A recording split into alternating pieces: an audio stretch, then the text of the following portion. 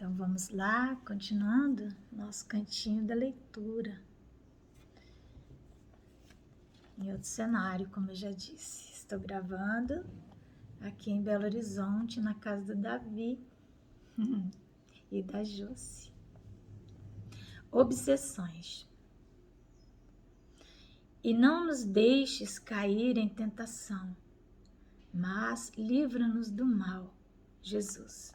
Mateus, capítulo 6, versículo 13. Então, Sermão da Montanha. Não nos deixes cair em tentação. É quando pedem a Jesus que os ensinem a orar. Os discípulos pedem para que ele ensine a orar, porque ele anteriormente disse: orai pelos que vos perseguem, pelos que vos caluniam. Então Jesus recita a oração do Pai Nosso, que é tão completa, não é? Nem sempre conseguimos perceber. Os processos obsessivos, vastas vezes, porém, principiam de bagatelas. O olhar de desconfiança, o grito de cólera, uma frase pejorativa, a ponta de sarcasmo, o momento de irritação, a tristeza sem motivo, o instante de impaciência, a indisposição descontrolada. Estabelecida a ligação com as sombras por semelhantes tomadas de invigilância, eis que surgem as grandes brechas na organização da vida ou na moradia da alma.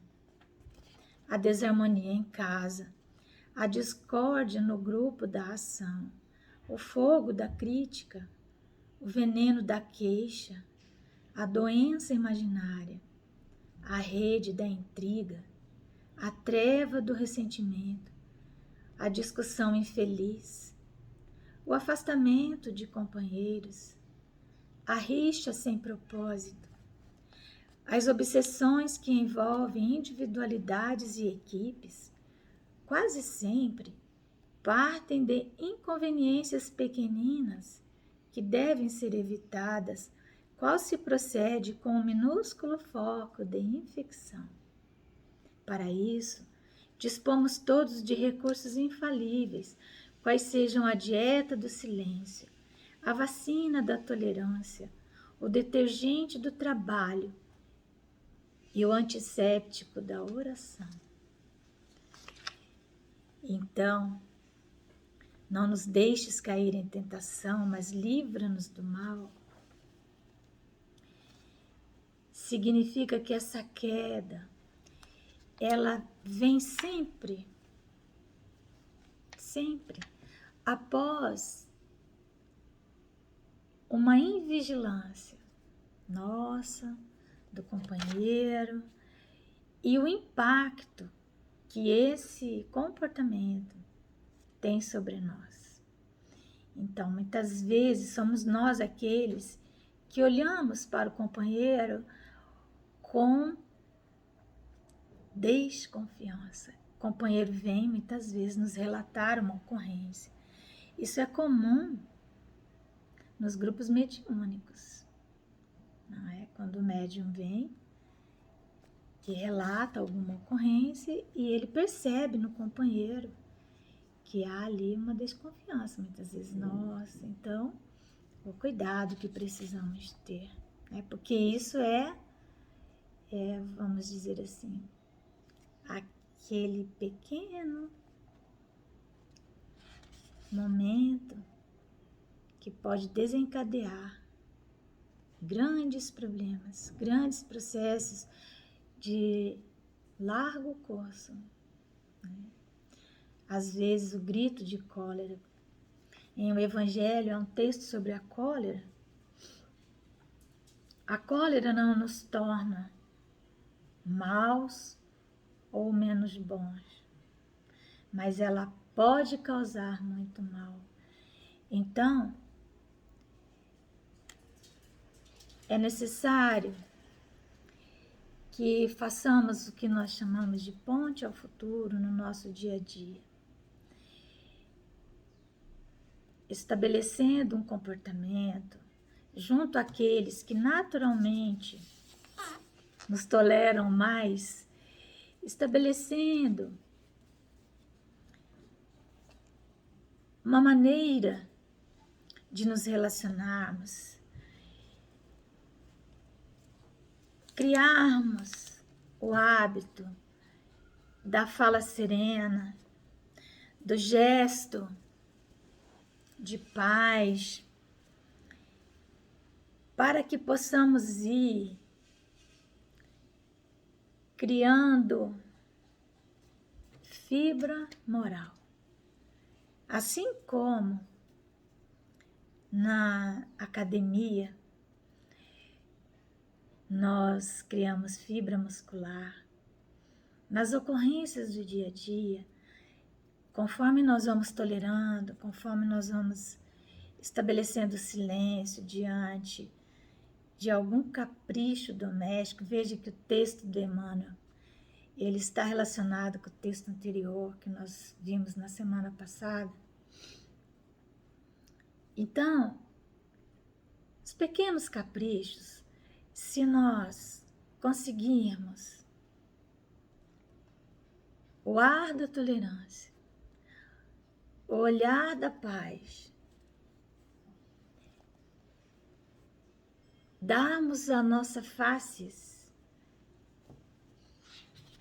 aspecto de serenidade, porque o sarcasmo são expressões que fazemos, não é? Aquela maneira, às vezes não falamos nada, mas uma expressão do nosso rosto, isso é o sarcasmo.